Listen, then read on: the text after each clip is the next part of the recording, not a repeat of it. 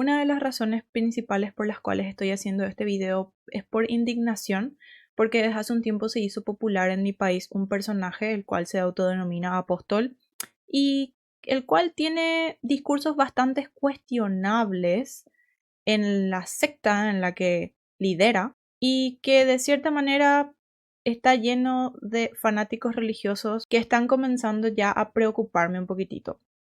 Si bien es cierto, esto es algo que sucede en varias partes del mundo, lo más probable, no solo en mi país, Paraguay, de todas maneras quiero hablar respecto a ello porque siento que es importante educar acerca de la desinformación que este personaje está propagando en dicha secta. Por ende, vamos a comenzar con este primer video en el cual se exponen argumentos bastante cuestionables y que hacen apología al maltrato animal. La gente está acostumbrada a recibir el gato que le regala la vecina. Y te plantaron un brujo generacional ahí en tu casa. Por eso las cosas no prosperan. ¿Verdad? Cuando te vas a poner a cocinar, tenés un ser sin cuerpo que te está observando en el gato. Y le decía a tu marido, amor, pero este gato me mira mucho. Te vas al baño y el gato va detrás tuyo. Te va en la pieza, el gato se sube en la cama. Día conmigo un nepuriano. Hay gente que va a tirar a la calle ciertos animales. ¿Cuántos dicen amén? Y me van a disculpar las hermanas gateras, porque escúchenme, hay hermanas que rescatan gatos. No soñé con gatos, pero hace 2 meses y medio, más o menos, estuve viajando por trabajo a Pedro Juan Caballero y le maté a un gato. Y desde esa vez, casi todos los días me cruzo con gatos manejando. Y ya casi le maté a 5 gatos más. Está progresando entonces. Levanta tu mano. A su nombre. Bueno, está progresando. Bueno, pero con esto no estoy metiendo que vayan y maten todos los animales. No. Bueno, como podrán observar, efectivamente en ese video se está haciendo apología al maltrato animal, incluso aparece un person que comienza a confesar un crimen. Y de todas estas cuestiones sé que posiblemente no es el primer disparate que se llegan a confesar en este tipo de espacios. Vamos a analizar y a desglosar un poco el por qué los gatos negros se asociaron a brujería, pero para ello tenemos que irnos un poco más atrás en la historia, comenzando desde los orígenes de las cacerías de brujas. Estoy 100% segura que si les hablo de la cacería de brujas que sucedió en Europa y América entre el siglo XV y XVIII, desde el 1400 hasta aproximadamente el 1700, más de uno posiblemente crea que esto sucedió porque las brujas eran malas.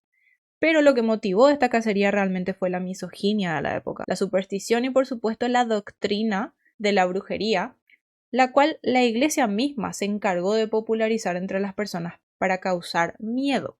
Pero ustedes se preguntarán por qué hicieron esto, por qué la iglesia desinformaría de esta manera. Aquí es necesario dar un breve repaso a la historia para entender de dónde proviene esa necesidad de imposición de la iglesia en el sistema. Una de ellas es la manipulación, porque necesitaban mantener el orden, seguir haciéndose ricos a costa del pueblo en su momento. Otra de ellas era cuando el cristianismo comenzó a popularizarse. Como la mayoría de las personas desconocía esta práctica, muchos preferían quedarse en las suyas, es decir, seguir rindiéndole culto a los dioses paganos precristianos, que profesar una fe con la que no conectaban. Las persecuciones comenzaron aproximadamente en el 1401, pero no fue hasta la publicación del Malleus Maleficarum, o también llamado el Martillo de las Brujas, en el 1487 que la persecución se intensificó y se extendió por Europa y posteriormente en América. Según dicen por ahí, porque esto es más que nada un chisme que llegué a leer en algunos foros de internet, el escritor de este libro, Heinrich Kramer, creo que así se pronunciaba el nombre, tuvo una discusión y le acusó a una mujer a la cual no pudo conquistar y la llevó a juicio por brujería. Pero en el momento en el que él hizo esto, todavía no existía una ley que pueda avalar este tipo de acusaciones y que le pueda condenar a alguien por brujería, porque no tenían un libro, nada que hable de hechos, que diga, bueno, esta persona sí cumple con los requisitos de ser una bruja. Entonces, ¿qué fue lo que pasó? el caso se desestimó y quedó en la nada, y él quedó como un boludo, básicamente. Entonces, por esta razón se dice que él se desapareció un tiempo y eventualmente escribió ese libro, y una vez que terminó, lo publicó. Creo que tuvo ayuda de otra persona, sin embargo, de ahí es que nace el famoso y conocido Martillo de las Brujas. Aunque el libro está dividido en 3 partes y explica el por qué las brujas son herejía, cómo detectar a las brujas y cómo torturarlas, con los siglos y varios análisis, las personas se dieron cuenta de que lo que estaba escrito en este libro era misoginia en su máxima expresión. ¿Por qué? Porque no solamente todo el tiempo hacen un señalamiento hacia el sexo femenino, sino que también constantemente están revictimizando al hombre. Este libro básicamente se resume en que la mujer era débil y era mucho más fácil de ser seducida por el diablo, el cual buscaba corromper al hombre. ¿Y todo esto para qué? Evidentemente para poder tener un medio por el cual condenarle a las mujeres de supuestamente practicar brujería con el diablo. Pero evidentemente muchas de esas mujeres que fueron desvividas no necesariamente hacían pactos y esas cosas. Muchas ni siquiera estaban metidas en lo que ellos llaman satanismo. La mayoría de ellas eran mujeres que seguramente eran parteras, trabajaban con medicina natural o directamente vivían desoladas en los campos, en los montes, porque no querían estar en el bullicio de la sociedad. Además de que, como mencioné anteriormente, en ese momento no todas las personas se encontraban interesadas en la fe cristiana. Por ende, ante la resistencia de la gente del pueblo en profesar una fe distinta, como pasó en la película de The Witch protagonizada por Anya Taylor-Joy, las personas eran expulsadas o encarceladas y torturadas hasta confesar y posteriormente ser desvividas.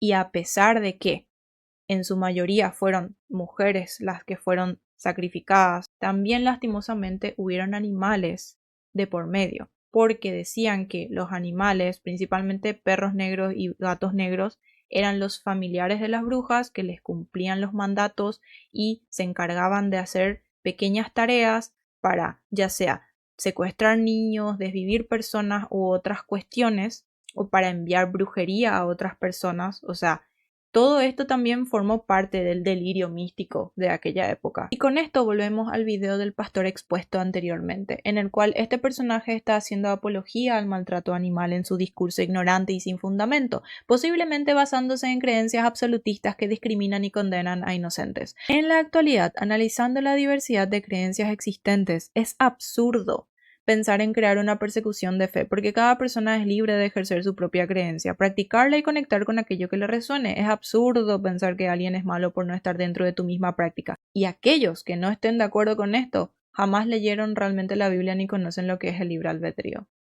Pero, más allá de esta pequeña explicación, tenemos otro video del cual vamos a partir para hablar de los cultos. En ese video se puede observar cómo el pastor supuestamente le está exorcizando a una persona del espíritu del motochorro. Sí, así como están escuchando, puros delirios místicos. El espíritu sale del río, atienda. Sale del río, se le mete a él. Y él se sube en una motocicleta con un amigo, como que se pone en capucha y van a cometer robos. ¿Es así? En varias ocasiones. Sí. ¿Cómo fueron esos robos, hijo? Un día me subí en la moto con mi amigo y me fui a robar. Y me estaba persiguiendo y hubo juego ahí, no sé si le disparé, si... No sé cómo. ¿Le disparaste al que le robaron? Sí. Sí, nos estaba persiguiendo. Bueno, ¿qué tiene que ver este video? Hablemos de los cultos. Primeramente, ¿dónde nace la idea de los cultos? Históricamente la mayoría de las prácticas espirituales provienen del chamanismo, y sí, digo prácticas porque no es algo que simplemente crees, sino que la vivís de distintas formas, porque conectás y entendés el propósito de esa creencia. La mayoría de los cultos se forman con el objetivo de conectar con la energía superior, venerar a alguna deidad u obtener iluminación para alcanzar la sabiduría y despertar de conciencia. En la mayoría de las ocasiones, para poder realizar una conexión se necesitaba de la ayuda de un líder, en este caso el chamán que dirigía la reunión, y de las personas que aportaban oraciones, cánticos, danzas o ejecutaban instrumentos para ayudar al guía a entrar en trance y conectar con la deidad. Si se ponen a analizar, esto es algo que sucede justamente dentro de las iglesias y dentro de todos los cultos en el que comienzan a hacer rezos, comienzan a bailar. Evidentemente esto ya no tiene nada que ver con tirarse en el piso y supuestamente fingir ser exorcizados, eso ya es otra cosa. Pero si se ponen a analizar es básicamente lo mismo. Solamente que lo que tiene que ver con el chamanismo es algo que con los años se fue satanizando, diabolizando, o como quieran llamarlo, un poco por la iglesia. ¿Por qué?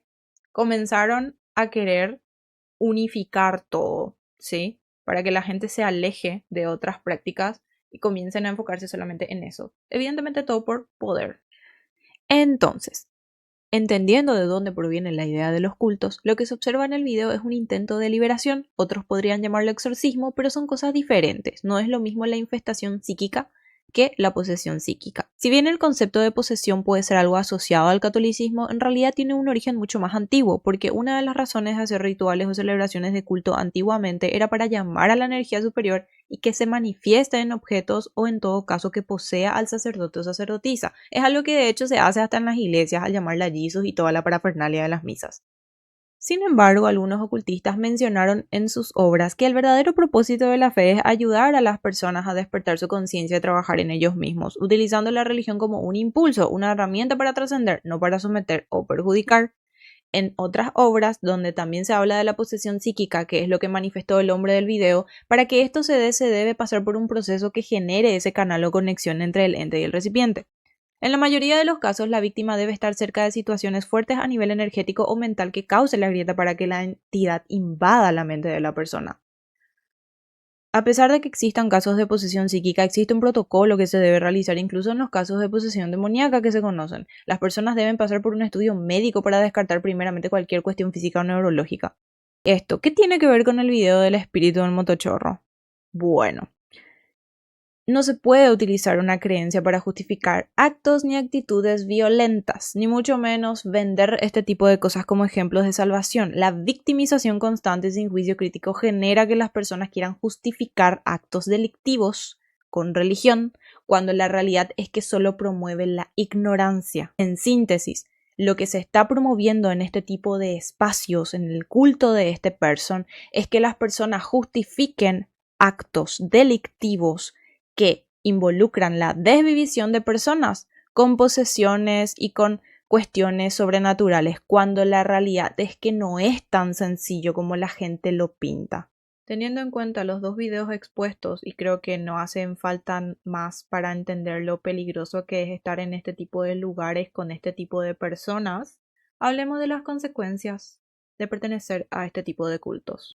Generalmente, este tipo de espacios casi siempre está liderado por una persona carismática que lo que busca es, a través de manipulación, justamente, lavarle el cerebro a las personas para que estos crean que si no cumplen con los preceptos religiosos recibirán el famoso castigo divino y que si cumplen con lo que supuestamente es la palabra del Señor, pero en realidad muchas veces son solamente ellos hablando ahí a través del micrófono y no hay realmente ninguna conexión con un ser divino, si cumplen con lo que este pastor les dice, van a recibir una recompensa. Ese es el caso de la mayoría de este tipo de lugares y espacios, con el típico jefe de culto y los otros siervos a su alrededor. Pero más allá de simplemente tener miedo de un castigo divino, muchas personas ignoran las consecuencias que puede llegar a tener a nivel psicológico estar en este tipo de espacios. Los efectos psicológicos que podría sufrir una persona al estar o pertenecer o haber pertenecido en este tipo de espacios ocultos pueden ser varios. Por ejemplo, trastorno de estrés postraumático, justamente si es que se estuvo dentro de cultos que son muy abusivos. Ansiedad constante por haber estado bajo tela de juicio y duras críticas constantemente y durante mucho tiempo. También la dependencia emocional, porque en ocasiones las personas se vuelven codependientes de ese pastor porque les da luz y paz y un montón de cosas, pero en realidad es como un efecto placebo nomás. Y la mayoría de las veces es bajo manipulación nuevamente. La culpa constante también, ¿por qué? Porque al estar bajo grupos muy rígidos y ante reglas muy rígidas, al hacer algo que va en contra de lo que se profesa en ese culto, La persona puede desarrollar culpa constante por satisfacerse a sí misma, incluyendo, por ejemplo, el coito, que es algo que en muchos cultos se prohíbe y se sataniza porque es solo para reproducción y bla, bla, bla. ¿De qué me estás hablando, bro? No es así, eso es una mentira, ¿ok? Si bien es cierto que se tiene que cuidar una persona al estar con otra, no significa que eso está prohibido y que tenés que ser casto eternamente, porque al final eso es ir en contra de la naturaleza del ser humano.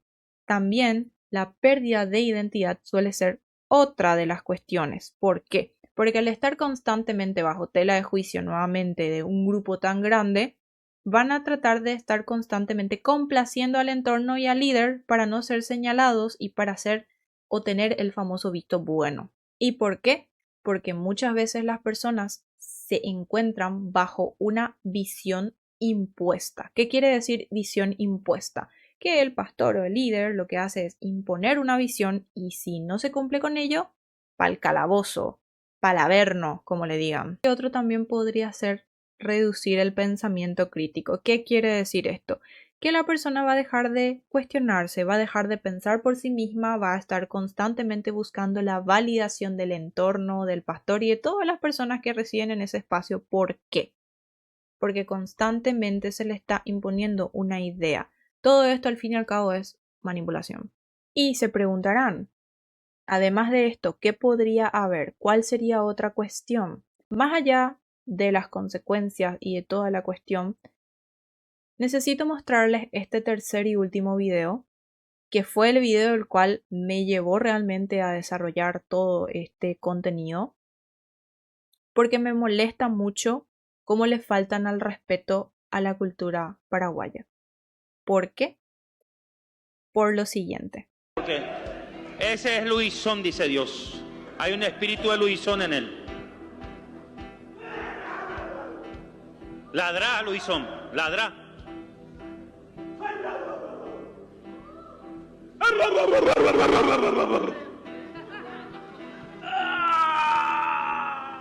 Dios me muestra que él se convierte en Luisón y va al cementerio.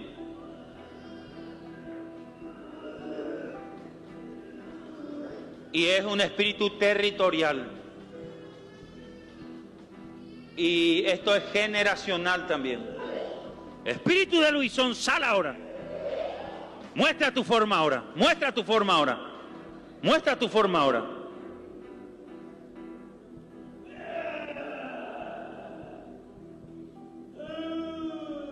Hacé tu aullido que hace por la noche. Hacé tu aullido con que le asusta a la gente. ¡Ónsala!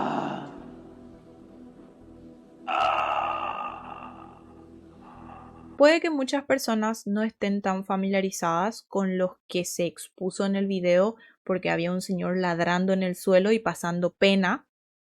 Sin embargo, me molesta cuando utilizan una creencia que ni siquiera proviene de nuestras tierras para satanizar otras que ya existían, ¿ok?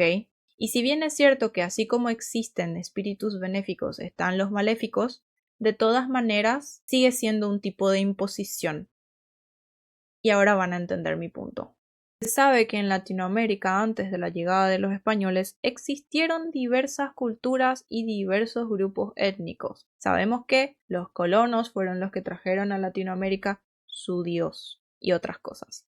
Sin embargo, es necesario entender que así como existieron los mayas, los aztecas y los incas, en lo que es la zona de Paraguay existen todavía, mejor dicho, los guaraníes. Los guaraníes tenían diversos dioses, es decir, eran politeístas. Cuando llegaron los colonos a Latinoamérica, lo que hicieron fue asociar a su dios cristiano con Tupá. ¿Por qué? Porque Tupá era como el dios supremo de los guaraníes. Como la imagen de Tupá era lo que tomaron los jesuitas para introducir su religión a la tribu de los guaraníes, es más fácil entender que de esta manera pudieron integrarse con más facilidad en este tipo de grupos. Ahora, hablemos del Luisón que se menciona en el video anterior.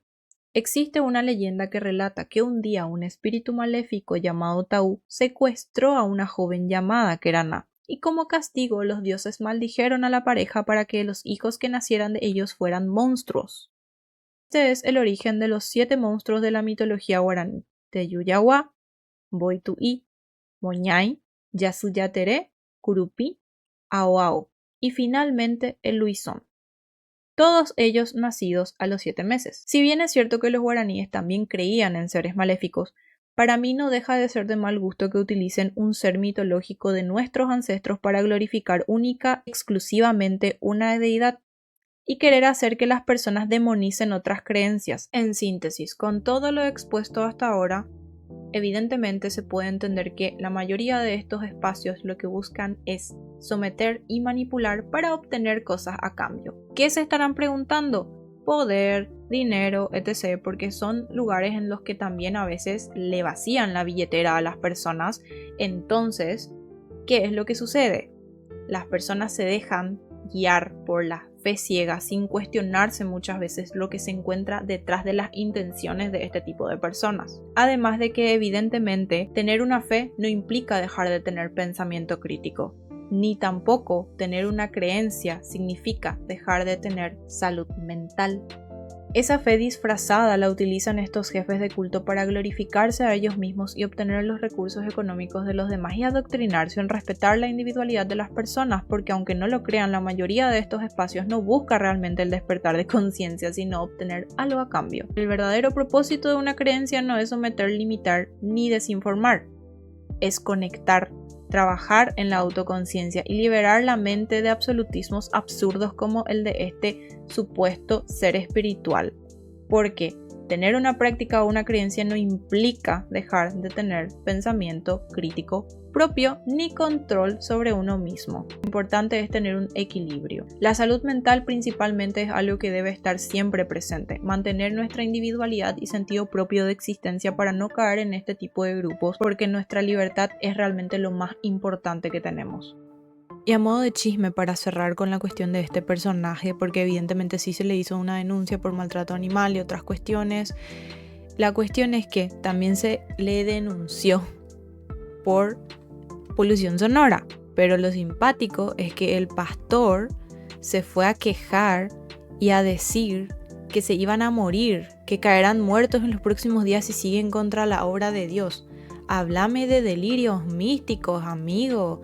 Pero bueno, ¿qué opinan ustedes? Si creen que me faltó algo, pueden dejarlo en comentarios, o si quieren opinar o lo que sea, los estaré leyendo. Muchas gracias y nos vemos la próxima.